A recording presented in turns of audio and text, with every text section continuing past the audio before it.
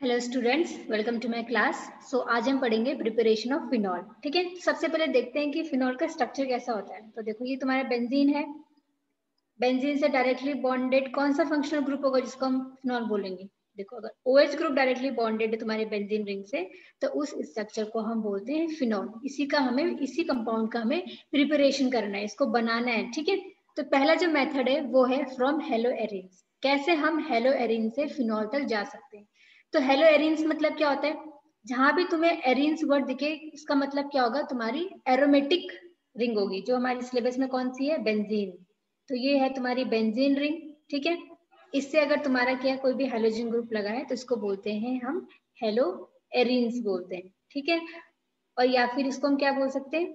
Aryl halide भी बोल सकते हैं। ठीक है, तो हमें देखना है कैसे हम एराइल हैलाइड से फिनॉल को जनरेट कर सकते हैं। ठीक है, यही हमारा पहला मेथड होगा कि कैसे हम हेलो एरिन को यूज करके अपना फिनॉल स्ट्रक्चर बनाएंगे। ठीक है, स्टार्ट करते हैं। देखो, chlorobenzene is fused with sodium hydroxide eight 623 kelvin and 320 atmospheric pressure. यानी कि हमारे यहाँ पे पास हम कौन सा एराइल हैलाइड यूज कर रहे हैं? हम यूज कर रहे हैं क्लोरोबेंजीन। ठीक है, क्लोरोबेंजीन का स्ट्रक्चर कैसा होता है? नाम से ही लग रहा है क्लोरो और बेंजीन, तो बेंजीन बना लेते हैं। ठीक है, अब बोल रहे हैं क्लोरो, तो क्लोरीन लगा देते हैं, बन गया तुम्हारा क्लोरोबेंजीन। क्लोरोबेंजीन में हमें डालना है सोडियम हाइड्रोक्साइड डालना है। सोडियम हाइड्रोक्साइड का काम क्या होगा? एज ए बेस यहाँ पे वो एक्ट करेगा। ठीक है, हाई टेम्परेचर हाई प्रेशर लिया है। सबसे पहले तुम्हारे पास सोडियम फिनॉक्साइड स्ट्रक्चर जनरेट होगा।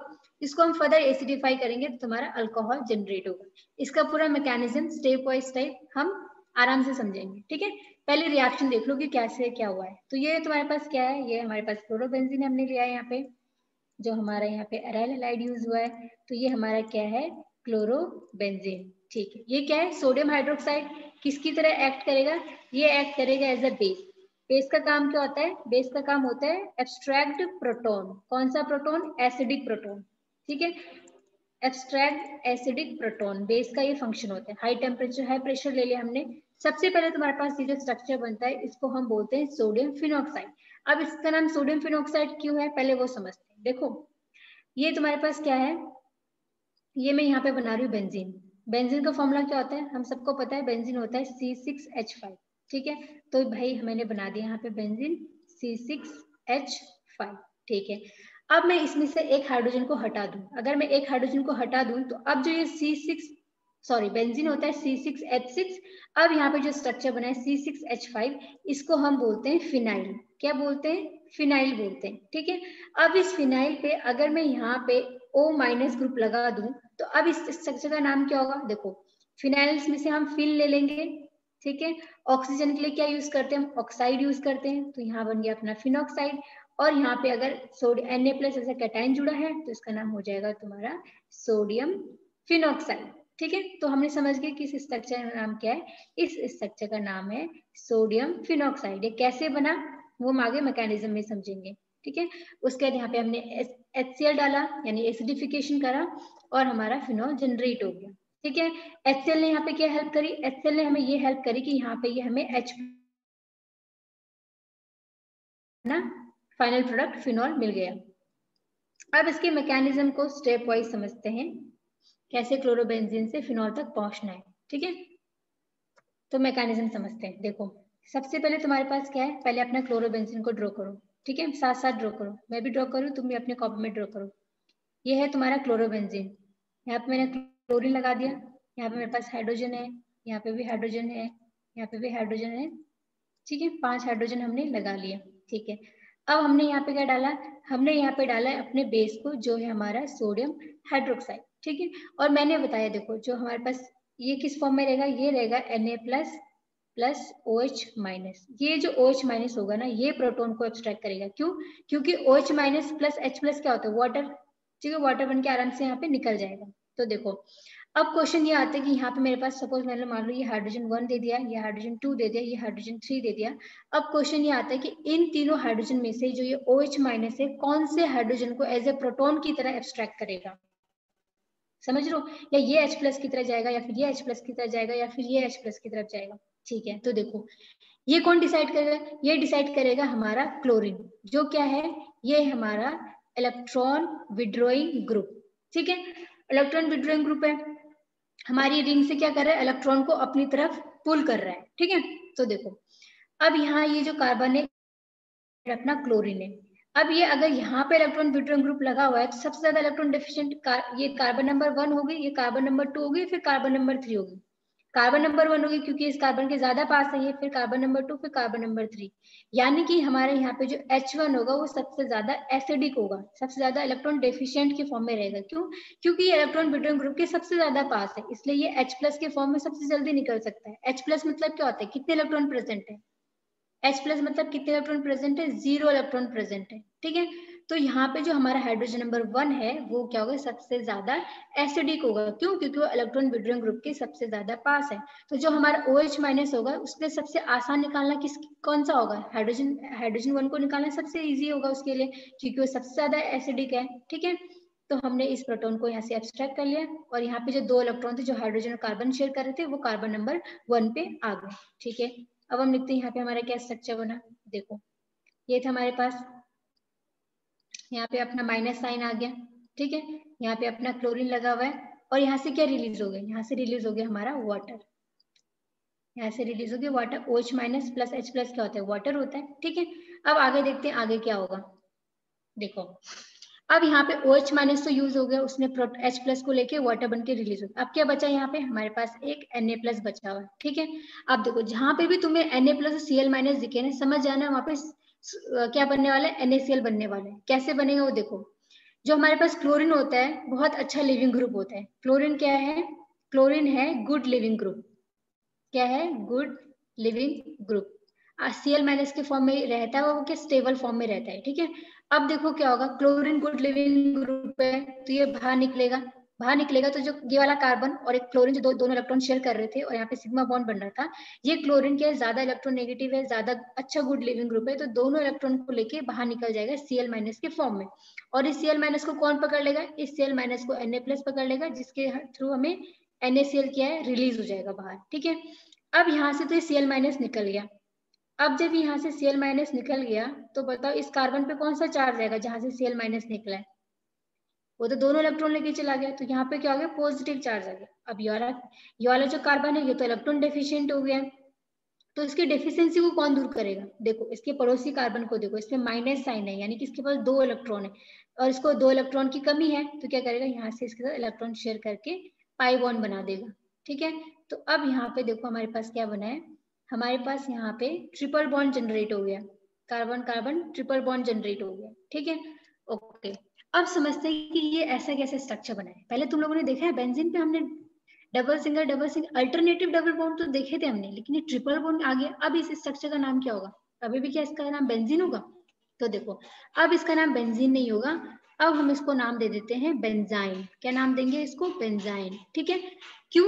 क्योंकि अब देखो अब यहाँ पे ट्रिपल बॉन्ड आ गया, ठीक है। अब मुझे पहले अब हम हाइब्रिडाइजेशन चेक करेंगे, कार्बन 1 मान लो, या कार्बन नंबर 2 मान लो, ठीक है। तो अब मुझे बताओ जो कार्बन नंबर 1 है और कार्बन नंबर 2 है, इनमें हाइब्रिडाइजेशन क्या है। मैंने तुम्हें लास्ट चैप्टर में बताया था कि हमें किसी भी एटम की अगर हाइब्रिडाइजेशन निकालनी होती है तो उस एटम पे टोटल कितने सिग्मा बॉन्ड है प्लस टोटल कितने लोन पेयर ऑफ इलेक्ट्रॉन है उसको काउंट कर दो और उस हिसाब से हाइब्रिडाइजेशन दे दो उसको, ठीक है। यहाँ पे हमें लोन पेयर तो कहीं दिख नहीं रहा है, तो उसकी प्रॉब्लम खत्म हो गई।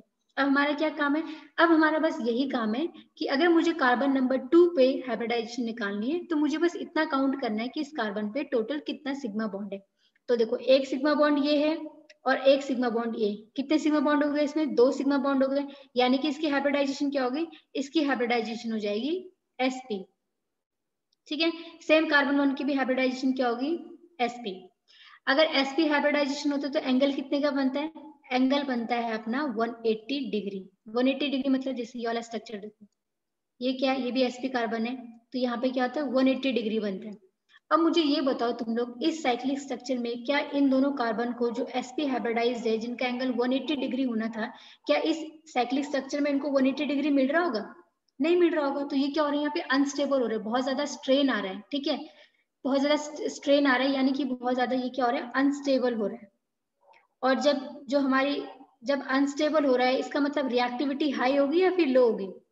देखो कोई भी जो अनस्टेबल होता है उसकी क्या होती है, हाई रिएक्टिविटी होती है। क्यों हाई रिएक्टिविटी क्यों होती है, क्योंकि उसको जल्दी से रिएक्ट करके खुद को क्या बनाना है, स्टेबल बनाना है।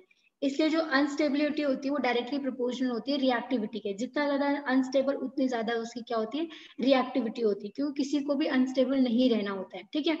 सब चाहते हैं कि वो स्टेबल लाइफ जिए। तो इस बेंजाइन को भी, जो यहाँ पे स्ट्रक्चर जो बना है बेंजाइन, इसको भी एक स्टेबल लाइफ चाहिए। तो देखो अभी कैसे जुगाड़ लगाएगा। इतना समझ में आ गया? ठीक है, मैं ये हाइब्रिडाइजेशन वाला पार्ट रिमूव कर रही हूँ, ठीक है, ओके। अब आगे देखते हैं, ठीक है। अब मैंने बता दिया कि हम समझ गए कि यहाँ पे ये जो कंडीशन बन रही है, अनस्टेबल कंडीशन बन रही है, ठीक है। अब हमारे पास क्या है, ऐसा तो है नहीं कि हमारे सोल्यूशन में सिर्फ एक ही NaOH प्रेजेंट है। एवोगाड्रो नंबर ऑफ NaOH, बहुत सारे NaOH प्रेजेंट होंगे। तो मान लो यहाँ पे Na+OH- एक और अपना सोडियम हाइड्रोक्साइड मॉलिक्यूल आ गया, ठीक है। अब जो OH- है, मुझे ये बताओ, ये इलेक्ट्रोफाइल की तरह एक्ट करेगा या फिर न्यूक्लियोफाइल की तरह एक्ट करेगा? हमें पता है OH- क्या करेगा, एज ए न्यूक्लियोफाइल एक्ट करेगा। क्या करेगा, न्यूक्लियोफाइल की तरह एक्ट करेगा ये, ठीक है। न्यूक्लियोफाइल की तरह एक्ट करेगा। तो ये मान लो कि जो हमारा OH- था, उसने इस कार्बन पे क्या करा, इस कार्बन को इलेक्ट्रॉन डोनेट करे, ठीक है। और यहाँ पे जो पाई बॉन्ड था ये ब्रेक हो गया। ब्रेक क्यों हुआ, क्योंकि ट्रिपल बॉन्ड था, sp हाइब्रिडाइजेशन थी, 180 डिग्री मेंटेन नहीं हो पा रहा था, बहुत ज्यादा स्ट्रेन आ रहा था, बहुत ज्यादा जकड़ आ रहा था इस रिंग के अंदर। तो उनको कैसे भी करके खुद को स्टेबल बनाना था। तो उन्होंने जल्दी से देखा कि यहाँ पे OH- प्रेजेंट है, वो फटाक से OH- इस कार्बन पे आ गया, उसने इसको इलेक्ट्रॉन दे दिए।